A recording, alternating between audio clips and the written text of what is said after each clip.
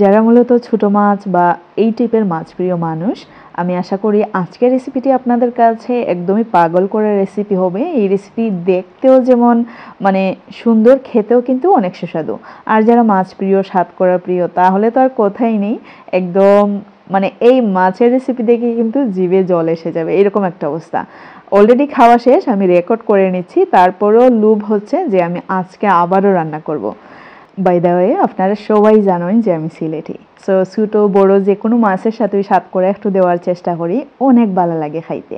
তো এই মাছের ঝোল রান্না করার লাগে না নিয়ে আমি আগেবারে একটু মশলা তৈরি করে নিলাম, পেস্ট আর কি, পানি দিয়া গুলিয়ে রাখি দিব। তো আমি প্রথমেই দিলাম হালকা একটু জিরা গুঁড়া আর ধনিয়া গুঁড়া, হলুদের গুঁড়া দিছি, মরিচের গুঁড়া দিছি আর লবণ। এখানের মাঝে যে আহামরি আপনার আর কিছু দেওয়া লাগবে এরকম নাই। আমার মনে হয় না যে এই মশলার বাহিরে আর কিছু দিলে মজা লাগবো। আমি যে যে মশলা ইউজ করলাম নানি, ওই মশলাগুলো ইউজ করার চেষ্টা করবা। একদম নর্মাল হলুদ, মরিচের গুঁড়া আর ধনিয়া গুঁড়া, আর হইছে গিয়ে সামান্য একটু জিরা গুঁড়া। তো হইছে গিয়ে আমি কড়াইয়ের মাঝে তেল দিলাম, 1 টেবিল চামচ পরিমাণে রসুন আর আদা বাটা। এখানে আপনারা চাইলে কিন্তু রসুনের পেস্ট ইউজ করতে পারেন, আদা স্কিপ করতে পারেন, তবে আমি ইউজ করি তাই জন্য ইউজ করলাম। তারপরে পেঁয়াজ দিয়ে দিলাম, কাঁচামরিচ দিয়ে দিলাম। যখন এরকম একটা ভাজা ভাজা অবস্থা হবে, এর মধ্যে আমি সাতকরা দিয়ে দিচ্ছি। আমার কাছে শুকনো সাতকরা ছিল, আমি 2 ঘন্টা আগেই পরিষ্কার করে ধুয়ে পানিতে ভিজিয়ে রেখেছিলাম, কেটে পানিতে ভিজিয়ে রেখেছিলাম। যে পানিতে আপনারা ভিজিয়ে রাখবেন ওই পানি সহ দেওয়ার চেষ্টা করবেন, কারণ হচ্ছে শুকনো সাতকরার বেলায়।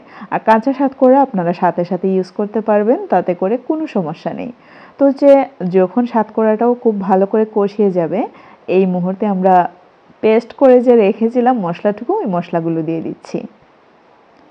এখন এই মশলাগুলো আবারও কষিয়ে নেব।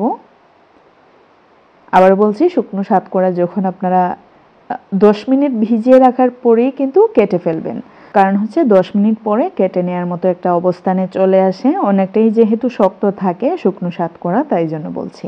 আর ওই পানিতেই ভিজিয়ে রাখবেন 1.5 থেকে 2 ঘন্টার মতো, 1 ঘন্টা রাখলেও হবে। আর মশলার সাথে তো দেখতে পাচ্ছেন আমি খুব ভালো করে কষিয়ে নিচ্ছি, একদম সময় নিয়ে কষিয়ে নিতে হবে, তা না হলে কিন্তু একদমই মজা লাগবে না। আমি প্রায় 15 থেকে 20 মিনিট সময় নিয়ে সবগুলো মশলা কষিয়ে নিয়েছি। আর আমার মনে হচ্ছে যে ওই মশলা দিয়েই কিন্তু পেট ভরে ভাত খাওয়া যাবে। যারা সাতকরা প্রিয় মানুষ আশা করি বুঝতে পারতেছেন। তো মশলা খুব ভালো করে কষিয়ে নেওয়ার পরেই আমি মাছগুলো দিয়ে দিলাম। আর যেহেতু ট্যাংরা মাছ অনেকটাই সফট থাকে, তাই জন্য সাথে সাথে একটু নেড়ে নেবেন, তারপরে পানি ইউজ করে নিচ্ছি। আমাদের কাজ মোটামুটি শেষ, এখন হচ্ছে গিয়ে খুব ভালো করে জাল করে নেওয়ার পালা।